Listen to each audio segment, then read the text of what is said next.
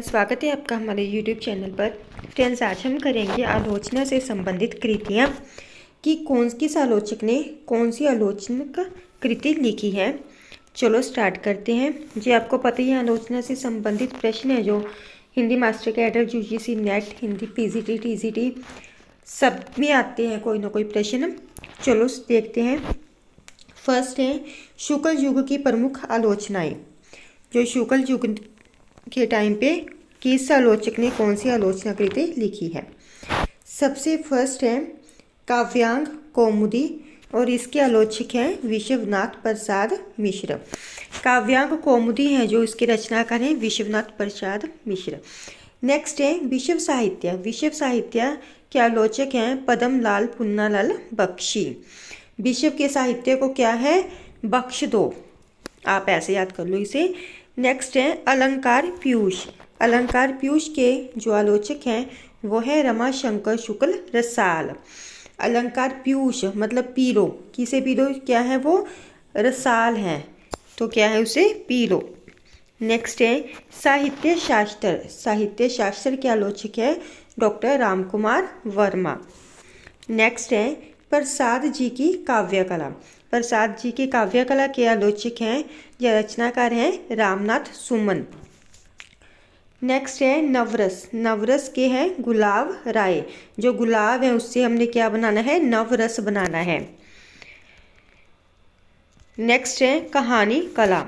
कहानी कला के जो आलोचक हैं वो हैं विनोद शंकर व्यास। नेक्स्ट है मीरा की प्रेम साधना। मीरा की प्रेम साधना के रचनाकार हैं भुवनेश्वर प्रसाद मिश्र। जो मीरा की प्रेम साधना है वो कहाँ पे हुई, भवन में हुई। नेक्स्ट है रस और अलंकार किशोरीदास वाजपेयी की कृति है। नेक्स्ट है कबीर का रहस्यवाद। कबीर का रहस्यवाद क्या है, रामकुमार वर्मा की कृति है। कबीर का रहस्य किसे पता है, राम को पता है।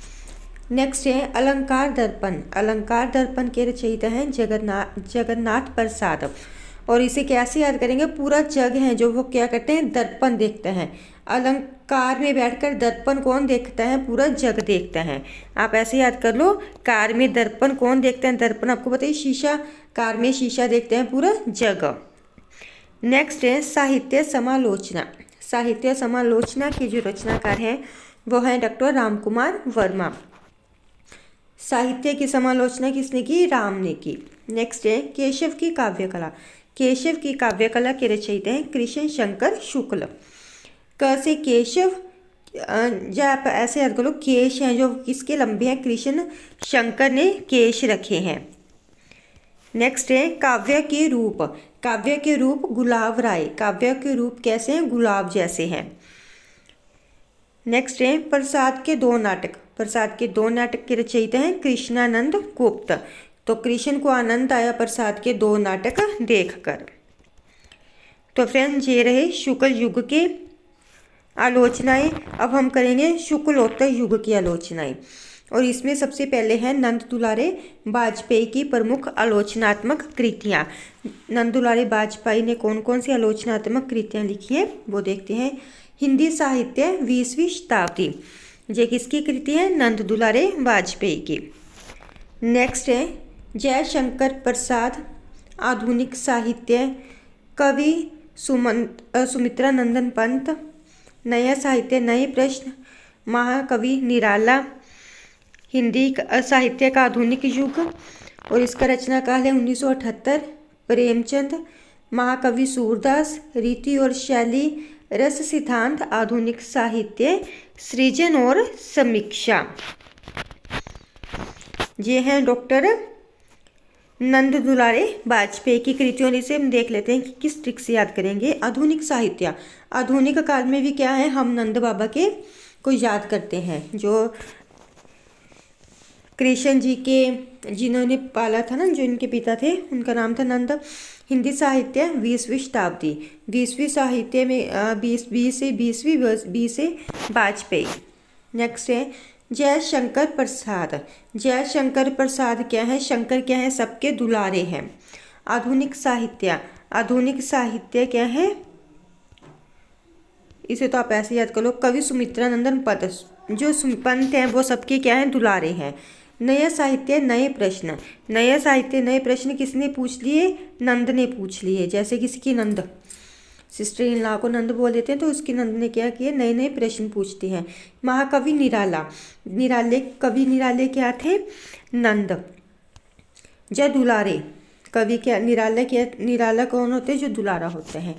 साहित्य का आधुनिक युग, आधुनिक युग में क्या है, निराले निराले लोग मिल जाते हैं। प्रेमचंद, प्रेमचंद, प्रेम को क्या, नंद को क्या हो गया, प्रेम हो गया। महाकवि सूरदास, रीति और शैली, रीति और शैली क्या है, दोनों क्या है, दुलारे हैं, एक अपनी माता के दुलारे हैं, रीति और शैली। रस सिद्धांत, आधुनिक साहित्य, सृजन और समीक्षा। तो फ्रेंड्स ये रहे नंद दुलारे वाजपेयी की आलोचनात्मक कृतियाँ। अब हम करेंगे डॉक्टर नगेंद्र की प्रमुख आलोचनात्मक कृतियाँ कि इन्होंने कौन कौन सी कृतियाँ लिखी हैं, किसने, डॉक्टर नगेंद्र ने। रीति काव्य की भूमिका, रीति काव्य की भूमिका लिखते हुए भूमि में क्या होते हैं, नाग, जो नग निकलते हैं वो कहाँ से निकलते हैं भूमि से। रीति काव्य की भूमिका। भारतीय काव्य शास्त्र की भूमिका, भूमि से क्या निकलते हैं, नग निकलते हैं। साहित्य का समाज शास्त्र, ये भी डॉक्टर नगेंद्र की कृति है। कामायनी के अध्ययन की समस्याएं, समस्याएं कब आ गई, जब नग मिल गया तो क्या हो गया, अध्ययन में समस्याएं आने लगी। किसी को भी नग मिल जाए, नग आपको पता है बहुत कीमती होते हैं, तो उससे अध्ययन नहीं होगा। साकेत एक अध्ययन, अध्ययन करने में क्या होगा, नग मिलेगा। जैसे याद करो, अध्ययन करने से क्या आएगा, नग मिलेगा। देव और उनकी कविता पढ़ने से क्या मिलेगा, नग मिलेगा।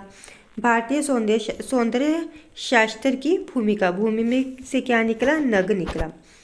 साहित्य का समाज शास्त्र, ये भी डॉक्टर नगेंद्र की कृति है। हिंदी साहित्य की प्रवृत्तियाँ, प्रवृत्तियाँ किसकी है, नगेंद्र की। शैली विज्ञान, डॉक्टर नगेंद्र का। काव्य बिंब, आधुनिक हिंदी नाटक, जो नाटक आधुनिक हिंदी का करेगा उसे क्या मिलेगा, एक नग मिलेगा। तो फ्रेंड्स ये आप ऐसे याद कर लो। नेक्स्ट है आचार्य हजारी प्रसाद द्विवेदी की आलोचनात्मक कृतियाँ। सूर साहित्य 1930 ईस्वी में लिखा गया था। सूर साहित्य क्या है, हजारों बार पढ़ा है, क्या पढ़ा है, हजारों बार सूर का साहित्य। नेक्स्ट है हिंदी साहित्य की भूमिका, जो हिंदी साहित्य की भूमिका है वो क्या है, हजारों साल पुरानी है। आप ऐसे याद कर लो, हिंदी साहित्य की भूमिका हजारों साल पहले लिखी गई। कबीर, कबीर भी हजारों साल पुराने हैं, जब कबीर को हजारों बार पढ़ा है। हिंदी साहित्य का आदिकाल, आदिकाल क्या है, हजारों साल पुराना है। सहज साधना, जो सहज रूप से साधना करते थे वो हजारों साल पहले करते थे, अब कोई नहीं साधना करता। 1963 ईस्वी की कृति है ये। नेक्स्ट है कालिदास की लालित्य योजना, जो कालिदास की लालित्य योजना है वो हजारों साल पहले की है। मध्यकालीन बोध का स्वरूप, मध्यकालीन बोध का स्वरूप कब लिखा गया, 1970 में लिखी गई कृति है ये। और बोध का स्वरूप कब हुआ, हजारों साल पहले हुआ। फ्रेंड्स ये मैं कोशिश कर रही हूँ आपको इस ट्रिक से याद करवाने की। प्लीज़ अगर आपको अच्छी लगी हो तो ज़रूर याद करना, एग्ज़ाम में यही सब याद रह जाता है कभी कभी, क्योंकि इतनी ज़्यादा करनी मुश्किल हो जाती है। अगर हम बिना ट्रिक्स के करें तो एग्ज़ाम में कंफ्यूज हो जाते हैं कई बार, तो आप ट्रिक से याद करने की कोशिश करना। नेक्स्ट है मार्क्सवादी आलोचक। मार्क्सवादी आलोचक कौन थे, राम विलास शर्मा हैं जो, वो मार्क्सवादी आलोचक थे। और राम विलास शर्मा की आलोचनात्मक कृतियाँ देखते हैं अब हम। प्रेमचंद, राम विलास शर्मा, राम को क्या हो गया, राम को अपनी विलासता से प्रेम हो गया। राम विलास शर्मा की भारतेंदु युग, भारतेंदु युग में क्या था, राम विलासी हो गए।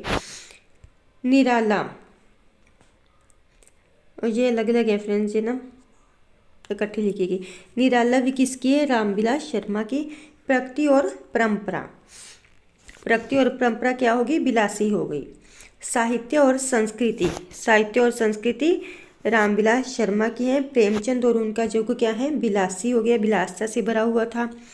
प्रगतिशील साहित्य की समस्याएं क्या होगी, विलासी हो गई। प्रकृति करने की जगह वो क्या होगी, विलासी होगी, विलासता भरगी उनमें। भाषा और समाज जेवी राम बिलास शर्मा की कृति है। आलोचनात्मक कृति है निराला की साहित्य साधना रामबिलास शर्मा की ये कृति है। नेक्स्ट है हिंदी जाति का साहित्य, नई कविता और अस्तित्ववाद, भारतीय सौंदर्य बोध और तुलसीदास। ये सारी किसकी कृति है, रामबिलास शर्मा की। नेक्स्ट है नामवर सिंह की आलोचनात्मक कृतियाँ। अब करेंगे हम नामवर सिंह की। हिंदी के विकास में क्या हो गया, उसका नाम हो गया। अपभ्रंश का योग क्या है, नाम रखने में किसका योगदान है, अपभ्रंश का। या किसी का नाम होने में किसका योगदान है, अपभ्रंश का योग है। छायावाद, छाया क्या है, एक नाम है, किसी का नाम होते हैं ना, छाया। इतिहास और आलोचना क्या है, नामवर की ही कृति है। नेक्स्ट है आधुनिक साहित्य की प्रवृत्तियों का क्या हो गया, नाम हो गया, या वो नामवर की हो गई। नेक्स्ट है कहानी नई कविता भी किसकी है, नामवर की। ये कैसे, आप ऐसे याद करो, देखो कहानी और नई कविता, ये दो नाम कैसे हो सकते हैं किसी के, कहानी भी कह दी और नई कविता भी कह दी है, ये नाम कैसे हो सकते हैं, आपने तो जस्ट याद करने हैं ना, हमने तो इस तरह से आप याद कर लो। कविता के नए प्रतिमान भी किसकी है, नामवर सिंह की। नए नाम रख दिए प्रतिमान के। दूसरी परंपरा की खोज की, उसका क्या नाम रखे, ऐसे याद कर लो, नामवर सिंह। वाद विवाद संवाद कैसा नाम है, जो वाद विवाद संवाद। आलोचक के मुख से क्या सुन लिया हमने, नाम सुन लिया, तो क्या किसकी है, ये नामवर की है। आलोचक के मुख से क्या हो गया, उसका नाम सुन लिया। तो फ्रेंड्स ये रही प्रमुख हैं जो अभी मैंने वो ही ली है इसमें, नहीं तो वैसे भी अगर इससे ज़्यादा लेती हो तो वीडियो बहुत लंबी चली जाती। आलोचनात्मक कृतियाँ हैं ये प्रमुख। प्लीज़ अगर आपको वीडियो अच्छी लगी हो, यूज़फुल लगी हो, तो चैनल को ज़रूर सब्सक्राइब कर लेना, क्योंकि मैं इस तरह की महत्वपूर्ण वीडियोज़ डालती रहती हूँ। वीडियो को लाइक और शेयर कर देना ताकि सब स्टूडेंट्स तक ये पहुँच सके। फिर मिलते हैं नेक्स्ट वीडियो के साथ। Thank you.